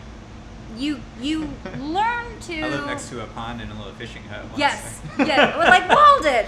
Right. Wait, yeah, it's Walden. It's like, wait a second. But Thoreau. yeah. But there's this anxiety and fear-based living when you're comfortably seated in an apartment or in a home base or whatever. Or you have health insurance, or you have whatever. Health insurance is big for me though. Yeah. That's something that's still I'm like, oh, health insurance. Yeah. I don't want to move to North It Carolina is. permanently Scary. because of Yeah. health insurance. Yeah. Yeah, it's crazy. If you were in Canada, you would not have that fear. You Never, know? yeah. Like, it's amazing how like that just disappears. It's like wild. That. That's so wild. Uh-huh. Such a wild concept. But yeah, so the concept though of like the high maintenance living versus the romanticized low maintenance living. Yeah. I like, this is again gonna sound a little judgy. No. This one I'm okay with it being a little judgy. But Instagram van life. Okay. Right? Right. Okay. Romantic as all get up. Yeah, for sure. You know, so like, romantic. I don't have any pants on, but I'm talking to this person right now. It's okay though. Van life. What's up? You know? Yeah. Van life. It's like, it's so romantic, and it's presented in this like easily digestible format that makes people who have 9 to 5 salivate in like wanting freedom. Yeah, it's like and it's cruel. I think it's a cruel, fucked up thing to do. It's a self-serving. No, just kidding. I'm so sorry. Anybody who has like, it's. I can do anything. Look at me. Yeah, but it also doesn't like. I mean, I guess some people do. Yeah. See, that's where I'm being judgy. I'm putting everybody. Yeah, in because one bucket. it's hard to draw lines. You know, very hard to draw because lines. you don't know what their story is or how they got there, or if they're just homeless, or what their deal is. And they're just making money off of the gram, which is fine. We all do it. No, we gotta hustle. That's what it is. It's hustle culture. It's off created. The gram. But I think what it is that content in particular does create a lot of it is unsettling for people who have a want to, but they don't have the acceptance of risk. And I think Ohioans have a lot of that. Yeah, and it plagues them. Yeah. I mean, I think a lot of people are mentally ill because of the comparison factor when they get online. Because most people around here like cling to that kind of like non-risky style of life. Right. You know, they don't want to take risks because they're afraid of failure. I think it plagues them. I think it really plagues people. I think that and I just want to like go to them and hold their little gentle faces and be like, what you're doing is good. Don't worry, you're fine. Yeah, like you're watching us artists over here, and we're making it look like this is some romantic, wonderful thing. Yeah.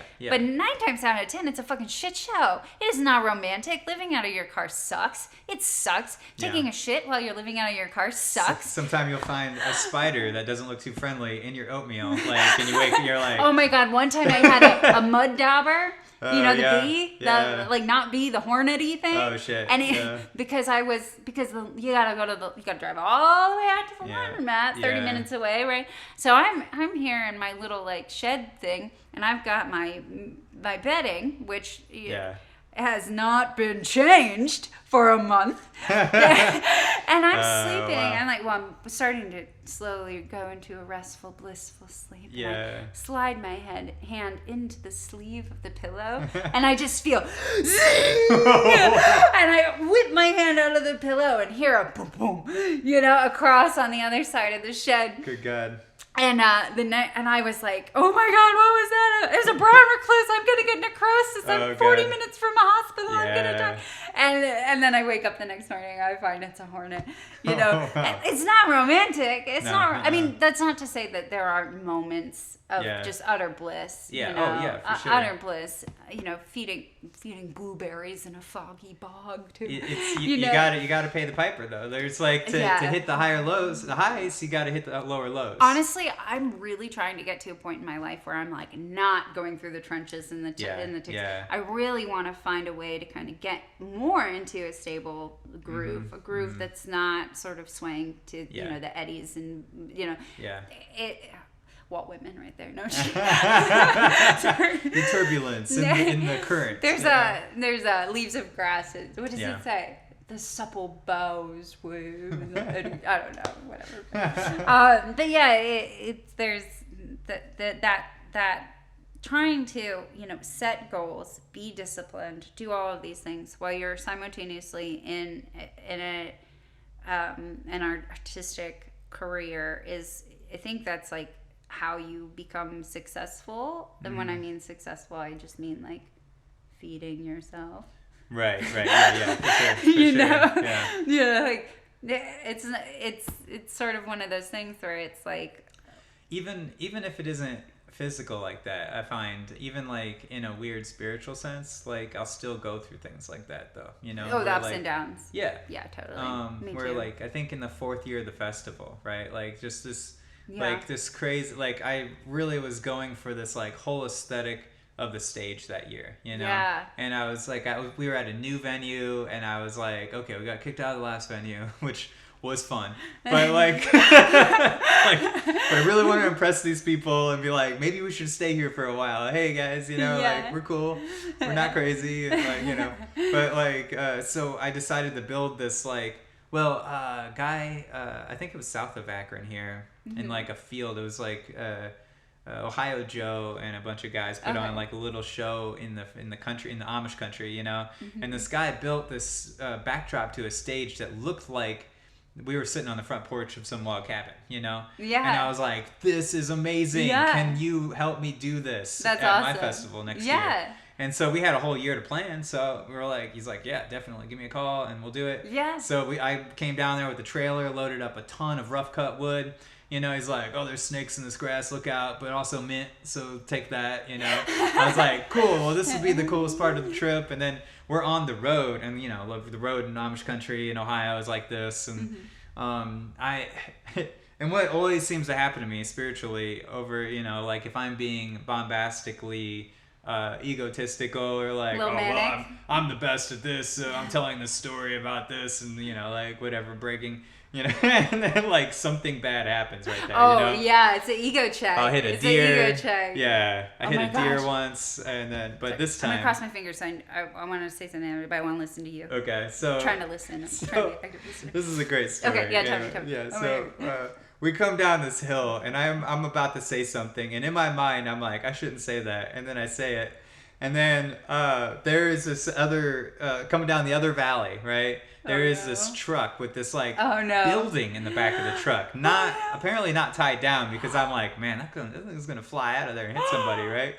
And I'm in a pickup truck with just a load of lumber, tied down. We tied this thing tighter than hell, And then, like, sure as hell, like, I could have just, like, it's like I seen it coming before it was going to happen. Oh, no. Like, the wind blows this, like, big shed building out of the back of this truck right in front of us, and it's just blowing across. And, like, the truck drives. I'm, like, evasive maneuver in the other lane. And, like, I'm like, whoa, okay. And then, like, we just stopped. And we're like, you okay, man? Like...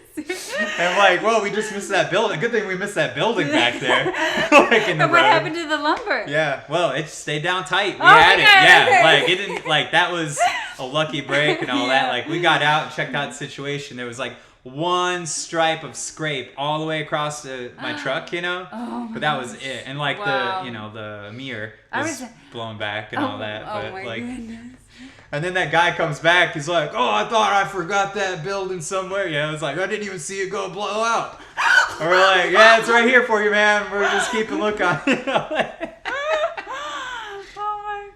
God, but I mean, the show went amazing. Like we set it up and we built like a thing, That's such a cool aesthetic. I wish I could have seen it. Oh, there's pictures. I'm so bad with festivals though. After working so many of them, I get weird. I get like I'm such a weird. I don't go to any myself. Like I went to a few when I was younger, but then I didn't really have the greatest time. And I need to get back at it because I know there's great music, great times, good whatever. Oh, yeah.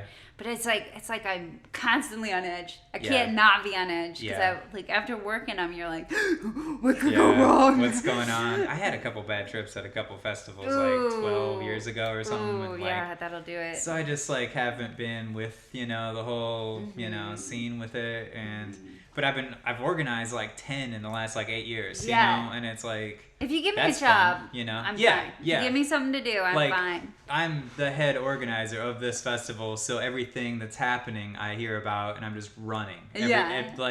Like, oh, well, BB's in this third band right now, and like he's over here drinking coffee because he can't stand up yet, so we're gonna play one song without him.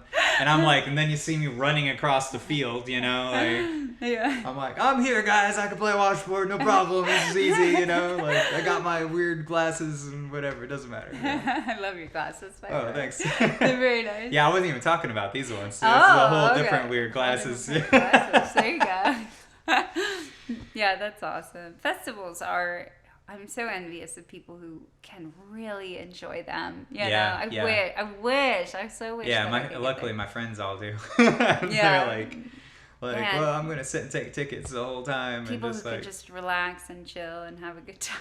yeah. Envious, so envious, you know. Oh, buddy. We'll get there. Maybe we won't be so young someday. You know, like we'll just be like, finally, like. Just sitting down is great right now, you know. Yeah. I've never been a very zen person, and I meditate. I try to meditate a lot because I'm not zen at all. Yeah. You know, and it doesn't seem to be. It does things sometimes. Yeah. I have like my rose tinted glasses phase. Yeah. But yeah. I relate. Yeah. I go through phases. Live music is like that. Even it's like. Mm-hmm. Because in most of the instances in which I've indulged in live music has been some form I had a role to do. Okay. Something. Yeah. You know, nice. and so when live music is happening, if I can't dance, Yeah. I love dancing. Yeah. I will dance to live music any day. Nice. I will make myself look like a total weirdo in front of strangers. I love it because it's something I can do. It's a role that I understand. Yeah. Yeah. At the Duck Pond, right, we have these like, you know, Nashville singer-songwriters and bluegrassers, and you know, and it's on this tiny little deck, and so what you have to do is you have to sit. Like listening room kind of. Oh my God, I'm so bad. I'm like the whole time I'm just like, it's kind of like I can't watch movies in movie theaters. I'll start talking. You know, I'm so disrespectful to people. I take my a little cousin who's autistic to the theater sometimes, right? Yeah. And man, he is a hoot. Like, so, I'm like, it'll break you of any shyness that you have about being in public too. You know, like I have maybe a little bit of like that like taboo of movie theater talking still, you know, ingrained in me. Yeah. But like, he's like, we're at like it was either Freddie Mercury movie or the Elton John movie that came out in the last couple years, you know. And like the two guys kiss on the screen, and he's just like, "Whoa, is that gay porn? Ew!" Oh, and I was like, "Dude, don't say that." You know, like there's other people. But inside, I'm just like hysterically laughing. You know, because I'm just totally, like, "Wow, totally. you just said that, man!" Like, I feel like my dad's like that sometimes, you know, because he has that like unadulterated filter. confidence Right. Yeah. of you know, that only a white man born in the late 50s can have. Right. It's just that brutal honesty. He's a super sweet man, but sometimes I'm like, Dad, you can't say that. No bueno. This is 2021. Ex-nay on the. You know, what is it? Blazing Saddles is not funny, Dad. Stop quoting it. Oh, I know, right? Like my dad's seen Blazing Saddles. Like that's what we watched growing up and all that too. You know, like good Lord. Oh my God. You know, it's funny. I mean, I don't mean to be like all social commentary, but I just think it's so funny that when I watch comedies from the 80s, it's like watching. It's like I don't even like you. Like they thought that was funny. That was my parents' humor. Yeah. That was my mother. Yeah, exactly. She had me, my sister, my little brother when we were probably like in our late teens. And it's changed very quickly. Oh, so quickly. Yeah. Oh, so only quickly. 30, 40 years ago. She was like, watch 16 Candles. It's a great comedy. It's so funny. Yeah. We turn it on, and you get to like the rape scene part, you know? Not to mention the incredibly offensive Asian foreign exchange that's just horribly racist. And it's not that she thought of those scenes directly when she said that, you know, right, because no, like of her course not. memory of it is like, oh, I laughed in that movie, I remember, you know, Yeah, like she's that's at the time there was nothing wrong with that. Yeah. And my siblings are sitting there like in front of the television, and this, you know, these things are happening, and we are just, our mouths are like, you know, and my mom's over there cooking, and she's looking over, and she's like, what? I don't remember this. You guys okay over there? You're like, Mom, you think this is funny? You know, we sit her down, have an intervention. Like, your generation is fucked in the head. Some of them aged well, some of them did not. You know, like a lot of them did not. And even in it's kind of like it's like, I don't know. Things are moving really quickly. Yeah, you know? Definitely.